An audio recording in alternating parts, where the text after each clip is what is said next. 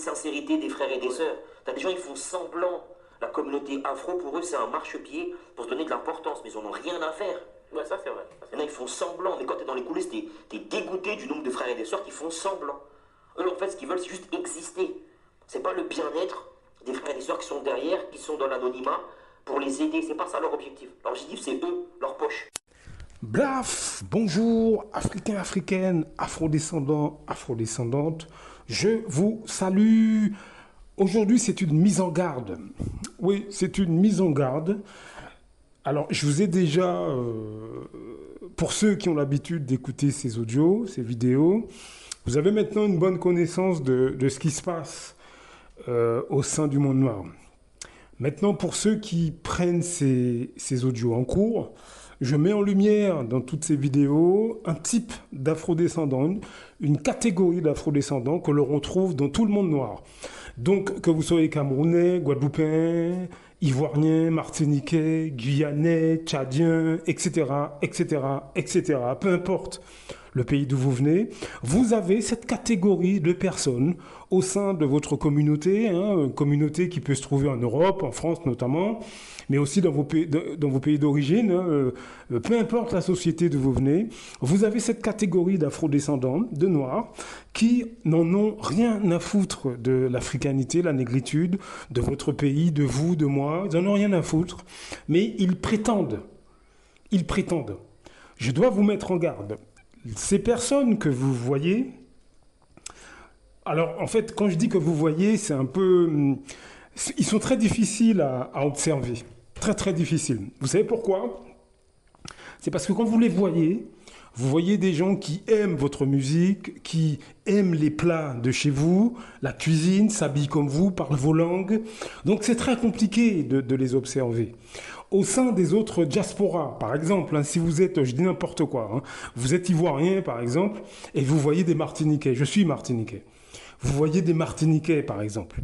Vous vous dites, bon, ils dansent sur les mêmes musiques, ils dansent sur ils cuisinent les mêmes plats, la culture, etc. Donc, vous avez l'impression de voir un groupe compact de gens. Alors qu'en fait, il n'en est rien. Il n'en est rien du tout. Chez les Martiniquais, comme chez les Camerounais, les Ivoiriens, etc., etc., etc., les gens que je vous décris, qui changent complètement de visage en fonction de l'endroit où ils se trouvent, en fait, sème la confusion au sein du monde noir, parce que vous les voyez dans les concerts, pour les Martiniquais par exemple, vous les voyez dans les concerts de zouk, vous les voyez parler le créole avec leurs compatriotes, bref, vous les voyez pratiquer leur culture, mais ce n'est qu'une image. Ce n'est qu'une image. Pour une catégorie, par exemple, des Martiniquais, ce n'est qu'une image. Ils en ont rien à foutre de la Martinique, ils en ont rien à foutre de la culture, la négritude, ils s'en foutent. En fait, pour une catégorie de Martiniquais, ce qu'ils veulent en réalité, c'est être blanc, clair de peau, avoir des enfants métissés, et puis à la limite, que la culture martiniquaise disparaisse, ça les arrange. Ce profil-là, vous le retrouvez chez les Camerounais, les Congolais, les Afro-Américains, etc., etc., etc., etc. Dans tout le monde noir, dans toute la diaspora, nous avons cette catégorie de personnes, et ce qui fait qu'on ne sait plus à quel sein se vouer. C'est une des raisons qui fait que nous sommes divisés. C'est une des raisons qui fait qu'on a du mal à faire corps les uns avec les autres, c'est parce que nous avons parmi nous ce type de personnes. Ces gens se trouvent également au sein de votre famille, parmi vos amis. Est-ce que vous comprenez? Parmi vos voisins, parmi vos collègues. Vous les croisez tous les jours, vous leur parlez tous les jours, vous les connaissez depuis des décennies. Mais en fait, ils vous donnent une image qui est fausse. Est-ce que vous comprenez?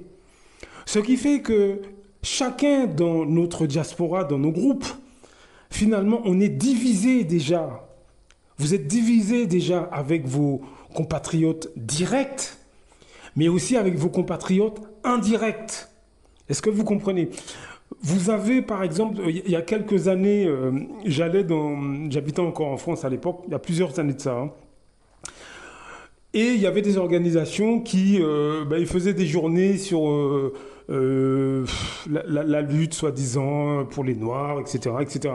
Alors, quand je dis soi-disant, c'est pas de l'ironie. C'était bien ce qu'ils faisaient, il n'y a pas de problème. Donc, vous aviez différents groupes qui se rassemblaient un samedi. Par exemple, des Martiniquais, des Ivoiriens, des Camerounais, voilà, on se retrouvait dans une salle quelque part dans Paris. Il y avait des choses qui étaient organisées, etc., pour le monde noir, etc., etc., etc. Mais après, la journée, ça ne donne rien. Chacun rentre dans son groupe et ça s'arrête là. Ça s'arrête là. C'était pas, et d'ailleurs c'est toujours le cas, les gens ne sont pas fédérés. C'est pas que les gens ne veulent pas, non. C'est parce qu'il y a une catégorie de gens, chacun dans notre diaspora, dans notre groupe respectif, qui, elle, divise le monde noir et fait en sorte qu'on se méfie les uns des autres. Je ne sais pas si je suis très clair. Donc, comment ils font? En fait, ils nous trahissent, mais tout en faisant croire qu'ils font partie de nos cultures. Donc, ce qui fait que ça crée une espèce d'ambiance de suspicion. Vous voyez? Donc, c'est pour ça qu'on a beaucoup de mal à se fédérer. Beaucoup, beaucoup, beaucoup de mal. Nous avons des gens qui sont foncièrement anti-race noire, mais négrophobes, dédaigneux complètement. Ils vomissent complètement sur le monde noir, mais ils prétendent, et ils vont très loin pour vous faire croire qu'ils sont issus du même peuple que vous, qu'ils sont des amoureux de leur culture, de leur identité ou de leur pays, alors que ce n'est pas le cas. Vous voyez? Donc, ce qui fait que ça cause beaucoup de problèmes. Et tant qu'on ne va pas parler de ce problème, tant qu'on ne va pas en faire un sujet national au sein du monde noir comme international, tant que tous les pays d'Afrique, tous les pays de la Caraïbe, on ne va pas parler de ce problème. Alors, je ne dis pas de ne parler que de ça. C'est pas ce que je veux dire.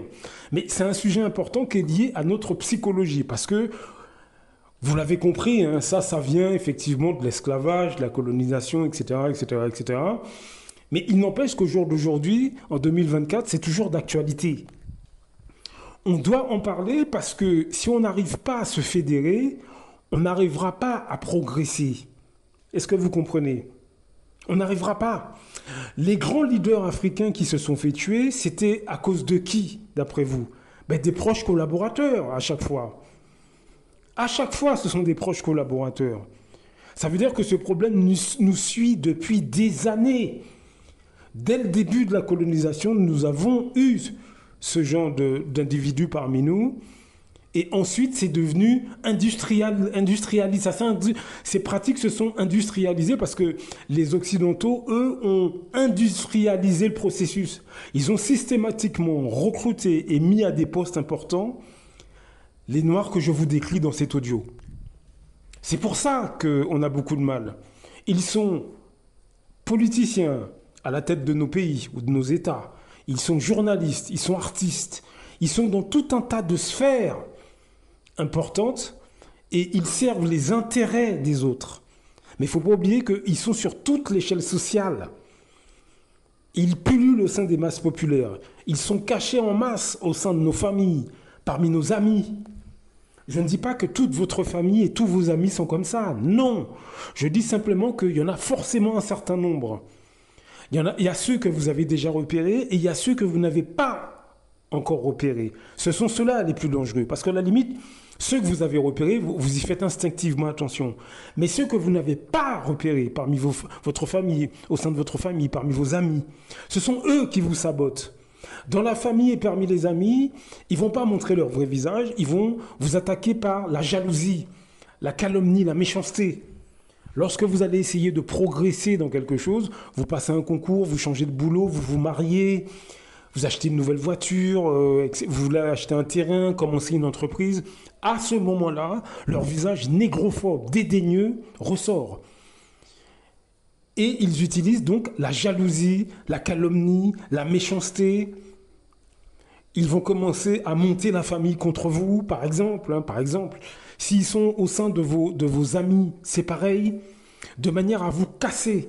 Ce sont des gens qui cassent leurs semblables parce que pour eux, Pour eux, un afrodescendant n'a pas à être dans le succès, ne peut pas être dans le succès, ne doit pas être dans le succès. Est-ce que vous comprenez?